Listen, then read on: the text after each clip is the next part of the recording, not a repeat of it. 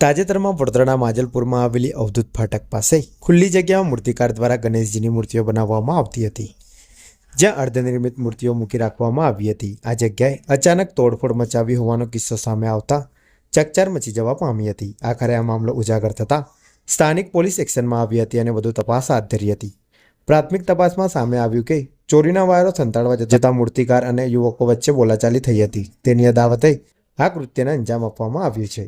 ACP Pranab કટારિયાએ media સાથેની વાતમાં જણાવ્યું કે ગઈકાલે 100 નંબર પરથી વર્દી આવી હતી, જેમાં સન્ની નામના શખ્સે જાણ કરી હતી। તેઓ અવધૂત ફાટક પાસેના ખુલ્લા મેદાનમાં મૂર્તિઓ બનાવવાનું કામ કરે છે। ત્યાં અજાણ્યા શખ્સો દ્વારા તોડફોડ કરવામાં આવી છે। તે બાદ પોલીસ તપાસ કરી તેમાં જાણવા મળ્યું કે 21 જૂનના રોજ 2 યુવાનો તેને ત્યાં વાયરો મૂકી ગયા હતા અને વાયરો પર ઢાંકવા માટે મૂર્તિ બનાવવાની ડાય મૂકી હતી। ડાય મૂકવાની ના કહેતા બંને વચ્ચે બોલાચાલી થઈ હતી। વધુમાં જણાવ્યું હતું કે ત્યારબાદ બંને યુવકો ત્યાંથી જતા રહ્યા હતા। બંને અક્ષય ભાઈલાલ માળીએ આ તોડફોડ કર્યાનું સ્વીકાર્યું છે। તેની સાથે ધવલ ઠાકોર નામનો યુવક હતો। ધવલ ઠાકોર પોલીસ પકડથી દૂર છે। બંને મૂકેલા વાયરો પણ મળી આવ્યા છે। તે ચોરીના હોવાનું જણાઈ આવે છે। તે વિરુદ્ધ પણ વધુ તપાસ હાથ ધરવામાં આવી રહી છે। ગઈકાલે આપણને 100 નંબર વર્દી આવેલી કે એક સન્ની સુરેશભાઈ સપકાળ નામના વ્યક્તિ છે, એમણે 100 નંબર પર જાણ કરેલી કે એમણે અવધૂત ફાટક પાસે ખુલ્લા ગ્રાઉન્ડમાં મૂર્તિ બનાવવાનું કામ કરે છે।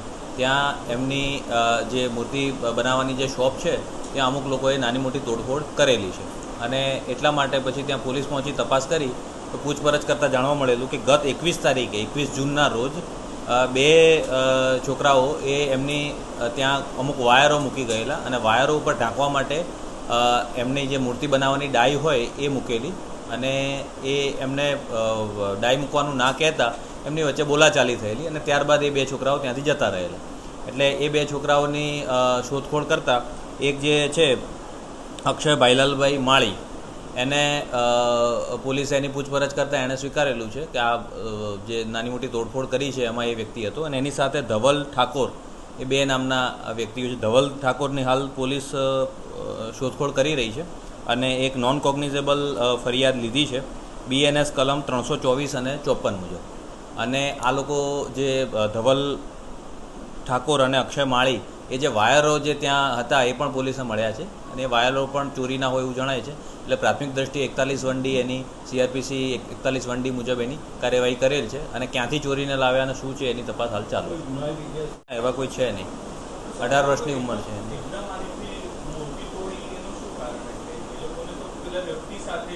યસ, એટલે એ વ્યક્તિ જ્યાં મૂર્તિઓ બનાવે છે ત્યાં જ આ લોકો એમના જે ચોરીની વસ્તુઓ જે છે છુપાવતા હતા। એટલે ચોરીની વસ્તુ છુપાવવામાં આ વ્યક્તિ જે છે એ અડચણરૂપ થતો હતો, એટલા માટે એમને 21 જૂને બોલાચાલી થઈ અને બોલાચાલીની અદાવત રાખીને આ ગઈકાલે રાત્રે એના આગલા દિવસે 12 વાગ્યા સુધી એ લોકો શોપ પર હાજર હતા। એ પછી સવારે 7 વાગે આવ્યા ત્યારે આ તોડફોડ એમને જોઈ।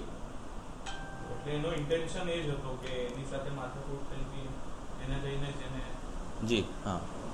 હવે આ લોકો કન્ફ્યુઝ વાયર ચોરીના છે કે કેબલ ચોરીના? હા, એ પ્રાથમિક દ્રષ્ટિએ આપણને એવું જણાય છે ચોરીનું હોય એવું, પણ કઈ જગ્યાએથી કેટલું ચોરીને લાવ્યા છે, અગાઉ ચોરી કરતા હતા કે નહીં, એ બધું હાલ આપણે તપાસનું ચાલુ છે।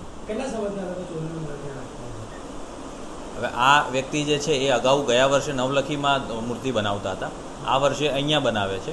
આ જગ્યા છે રવિરાજસિંહ કરીને માંજલપુર ગામના એક વ્યક્તિની છે અને એમણે આ જગ્યા એમને મૂર્તિ બનાવવા માટે આપેલી છે। એટલે ગયા વર્ષ સુધી અહીંયા કોઈ કામ થતું નહોતું, આ છેલ્લા 10 દિવસથી અહીંયા કામ થાય છે।